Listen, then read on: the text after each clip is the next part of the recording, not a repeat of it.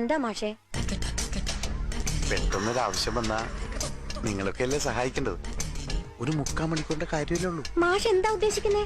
ഒന്ന് അഡ്ജസ്റ്റ് ചെയ്യാൻ പറ്റും. മാഷ് എന്താ ഈ പറയുന്നേ? ഞാൻ അങ്ങനെയുള്ള ആളൊന്നല്ല. ഞാൻ ഉദ്ദേശിച്ച അതല്ല. മനസ്സിലായി. സംഗതി ഞാൻ എന്റെ അങ്ങേരുമായിട്ട് പിരിഞ്ഞിരിക്കാൻ തുടങ്ങിയിട്ട് 1.5 വർഷമായെങ്കിലും എന്ന് കരുതി മനസ്സാ വാച കർമ്മണ ഞാൻ മാഷക്ക് എന്നെ ഒരു പെങ്ങളായിട്ട് കരുതിക്കൂടെ? നിങ്ങളൊക്കെ അമ്മയാക്കാൻ അല്ല അമ്മമാരെ പോലെയാണ് ഞാൻ കാണുന്നത്. സദാനന്ദ മാഷിന്റെ ക്ലാസ്സിലേക്ക് ഒരു സബ്സ്റ്റിറ്റ്യൂഷൻ പോവാമെന്ന് ചോദിച്ചതാ. ടീച്ചർ തെറ്റിദ്ധരിച്ചു. അല്ലെങ്കിൽ സദാനന്ദ മാഷിന്റെ കാര്യത്തിൽ എച്ചമിന് ഇച്ചിരി പുന്നാരം കൂടുതലാ. നമ്മളെങ്ങാനും ഒരു 10 മിനിറ്റ് വൈകിയാ കുരിശ് കേറ്റുമല്ലോ.